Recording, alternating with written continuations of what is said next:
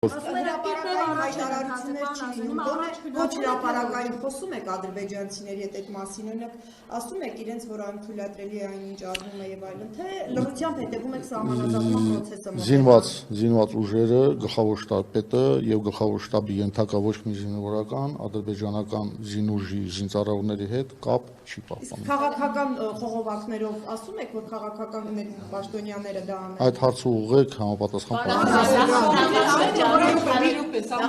Շրջանում շատերը այդ մասին խոսվում եւ քարոզարշավը կառուցվում է նաեւ դրա հիմքով իշխանությունը արցախցիների վերաբերյալ ասում է օրինակ դուք ինչու չեք զոհվել պարոն Ասյան դուք արցախցի եք դուք պաշտոնյա եք զինվորական ես ուզում եմ հարցնել ինչպես ստացվեց որ դուք չզոհվեցիք եկաք Հայաստան եւ Բարձրաստիճան պաշտոնեць զբաղեցիք Ես առաջարկում եմ որպեսզի այսուհետև ոչ ինձ ոչ մյուսներին ոչ Գյումրեցուն, ոչ լոռեցուն եւ ոչ էլ Արցախցուն, Ղարաբաղցուն, չասեք դու Ղարաբաղցի ես, դու Գյումրեցի ես, ասես դու հայ ես։ Ես հայ եմ։ Ես լսեք, Հայաստանի Հանրապետության վարչապետը այդպիսի բան չի ասել, որ դու Արցախցի ես։ Ես հայ եմ, ես զբաղեցնում եմ պատասխանատու պաշտոն, զինված ուժերի գլխավոր շտաբպետ եւ ես կատարում եմ իմ առջև դրված խնդիրները։ Չեք լսել արցախցիների մասին վարչապետի խոսույթը ամբողջովին Եթե լսեք Ինձ խնդրում եմ այդ հարցերը մի ուղղեք որպես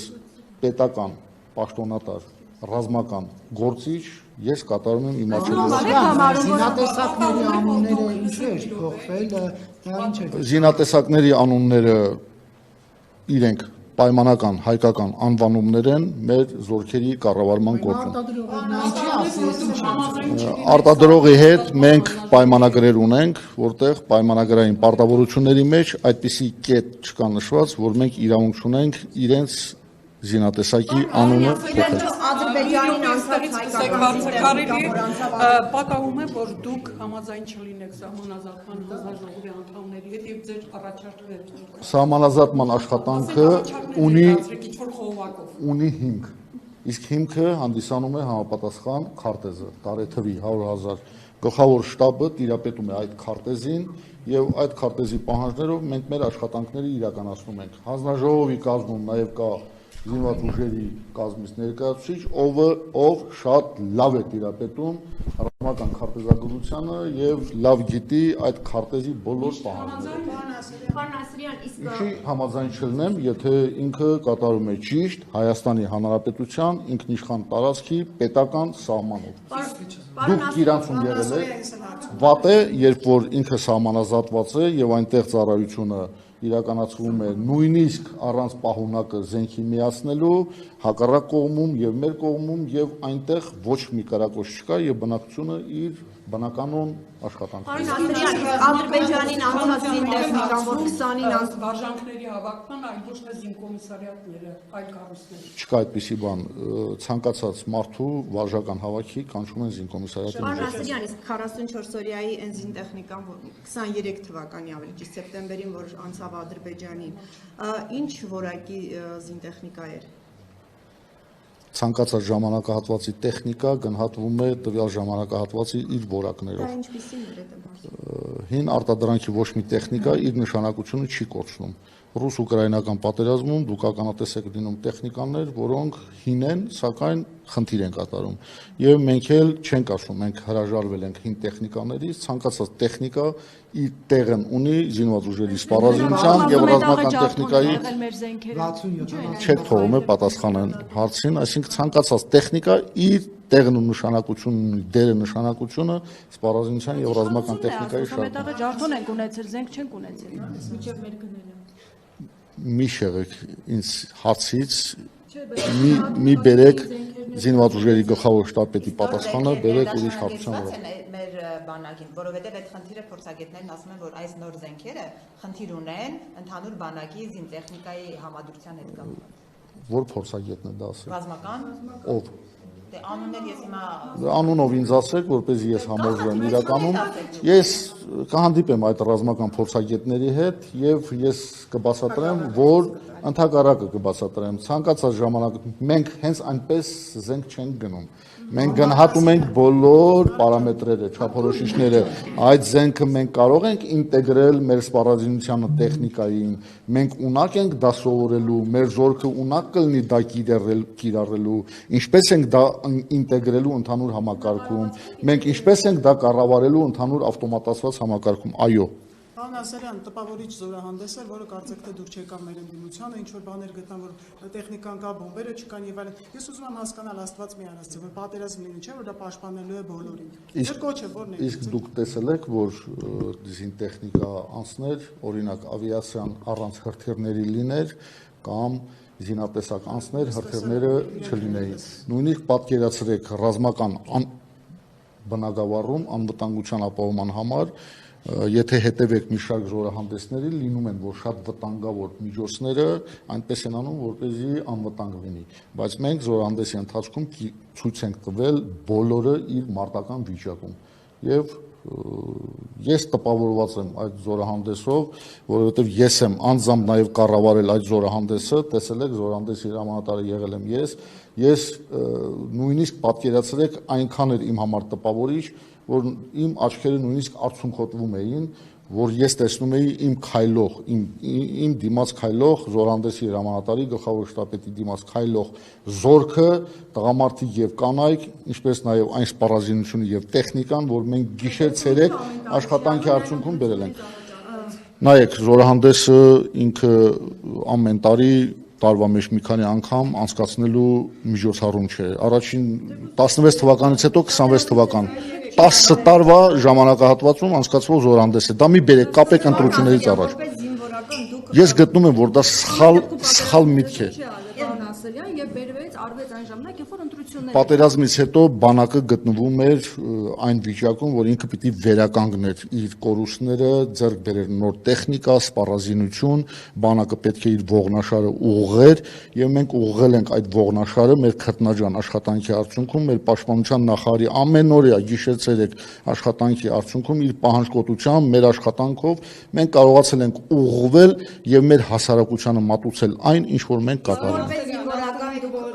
Քաղտեզներին լավ տիրապետում եք սահմանազատման, Նիկոլ Փաշինյանը խոսում է անկլավներ, ինչ-որ բնակավայրեր, որոնք ադրբեջանցիներ են ապրել, որոնցում սովետի ժամանակ հանձնելու մասին կարող եք ասել կոնկրետ որ բնակավայրերի ու շրջանների մասին է խոսքը։ Այսինքն ես սկսեմ Հայաստանի Հանրապետության հարավից եւ մինչեւ հյուսիս թվարկեմ իր բնակավայրերը։ Սովետական ժամանակահատվածում բնակավայրերում բնակվել են մարդիկ, որոնք եղել են ազգությամբ հայեր, եղել են ադրբեջանցիներ, բայց որ ես սկսեմ թվարկել թե որ բնակավայրեր են, երևի մի 15 Այդքան շատ է հանձնվելու ըստ քարտեզի։ Ինչն է հանձնվելու, դուք սխալ եք ասում։ Սահմանազատման քարտեզներով ասել։ Հայաստանի Հանրապետության տարածքը հայտարարված է 29743 քառակուսի կիլոմետր տարածք։ Ոչ մի թիզ հող չի հանձնվելու։ Պարոն Ասարյան, Ինչ անկալավների մասին է խոսքը։ Ինչ Հայաստանի Հանրապետ, եթե այդ անկալավները Հայաստանի Հանրապետության 29743-ի մեջ են մտնում, մի միլիմետր հող չի հանձնվելու։ Հասկանում եք դուք 29743 քառակուսի կիլոմետր։ Որ տարածքներն են որպես անկլավներ հանձնվելու Ադրբեջանին։ Բերեք թեման շարունակենք, որովհետև հարցի վրա հարց եք բարձրացնում։ Որ բանակը ուղղվեց մեջքը բանակի, տեսեք մշտապես քննարկվել է տարբեր ժամանակներում, որ Հայաստանի նաև պատերազմները Հայաստանի 44-օրյա եւ այլն ցույց տվեցին, որ օդային պաշտպանության գուցե սխալ ձևակերպում այս խնդիրը կամ խնդրահարույց հատված այդ մասում է։ Հիմա Որ ասում են օդը փակ լինի։ Հա, ես չգիտեմ դա զինվորական Ես դրան էի սպասում, որ ասեք օդը փակ լինի։ Հիմա Հայաստանի համար այդ վտանգները, եթե մի օր, չգիտեմ, այդպիսի բան լինի կամ թեկուզ բան չլինի, ամեն դեպքում դուք ինչպես եք գնահատում այդ օդի պաշտպանության մակարդակը հիմա։ Աշխարհում չկա այդպիսի մի պետություն, որ իր օդը 100%-անոց լինի փակ։ Եթե նույնիսկ հաստատքով ձևակերպում են, որ իրենց օդային տարածքը 100%-անոց փակ է, դա ինչ որ փոքր ժամանակից հետո ճեղքվում է։ Այսինքն հակաօդային եւ հակաարտերային պաշտպանության համակարգը ինքը հենց դա ի նկատի ունի։ Մենք այս կերպափոխման համատեքստում Հայաստանի Հանրապետության բանակի այդ աշխատանքն էլ առաջնակարգ տեղ է զբաղեցնում, օդը փակելու ճակերտավոր, որտեղ դա զինվորական տերմինաբանություն չէ, հակաօդային պաշտպանությունը եւ հակահրթիռային պաշտպանություն ունենալու համար եւ այստեղ որ մենք ոչ միայն ձեռք ենք բերում հակաօդային պաշտպանության միջոցներ, այլ հակաօդային պաշտպանության ընդհանուր համակարգում կորձանից ավիացիան իր հրթիռներով, որը դուք տեսաք զորահանդեսի ընթացքում, նայել մեծ նշանակություն ունի հակաօդային պաշտպանության մեջ, նաև մենք արդեն ռազմաարդյունաբերության կոմիտեի հետ ակտիվ աշխատանքի արդյունքում մեր ընկերությունների, նաև ձեռքբերումների արդյունքում ձեռք ենք բերում այնպիսի միջոցներ, որոնք մեր հակաօդային պաշտպանության մակարդակը բարձրացնում են։ Ինքը գնահատվում է համապատասխան տոկոսներով եւ կարելի ասած օր-օրի, ոչ, ես դա իրավունք չունեմ ասել, օր-օրի բարձրացվում է։ Մենք ամենօրյա այդ ուղղությամբ հակադրոնային համակարգ, հակաօդային պաշտպանության համակարգ, հակահրթիռային պաշտպանության համակարգ այդ ուղղությամբ օր ու գիշեր աշխատանք տարում։ Կպնդեք, որ հիմա ավելի լավ վիճակում է, քան 18-ից առաջ։ Այո։ Պնդեցի։ Քանի որ ձենքից ենք խոսում, պարոն Ասլյան, Նիկոլ Փաշինյանն ասում էր, որ 7 երկրից մենք զենք ենք գնել։ 7 երկիրը կարող է թվարկել, որ երկրների մասին է։ Անհրաժեշտություն չկա, ես թվարկեմ, Հայաստանի Հանրապետության վարչապետը ինչ ասել է, ճիշտ է ասել, պաշտպանության նախարարը դրան եւս անդրադարձել է, դուք էլ կարող եք ինքնուրույն sense մատների վրա հաշվելով այդ 7 երկրներ իմանալ որոնք են։ Ես ընդհանուր ենք ստացել զենք։ Այո, ինչու՞ չէ նաև Ռուսաստանից ենք ստացել, դուք նաև տեսել եք զորահանդեսի ընթացքում ռուսական տոր զենքը, որը մենք ստացել ենք վերջին ժամանակահատվածում։ Պարոն Ասլյան, դե պնդում եք, որ 27943-ից ոչ մի միլիմետր չի զիջվի, բայց ամեն դեպքում լիարժեք չի հիմա այդ թիվը, որը դուք նշում եք։ Ինչու՞։ Օկուպացված տարածքները դրանից դուրս են, որ ասում եք։ Այսինքն ես 29 ու 740 չզիջելու մեջ նաև հասկացեք վերականգնելու գործընթացը սահմանազատման արդյունքում։